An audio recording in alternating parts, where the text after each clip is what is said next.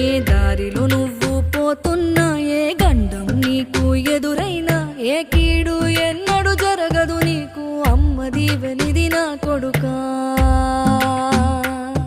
ఈ దిక్కులు నీతో కదిలేను, ఆ చుక్కలి దిష్టి తీసేను, ఏ గాలి ధూళి సోకదు నిన్ను, అమ్మ దీవెనిది నా కొడుకా.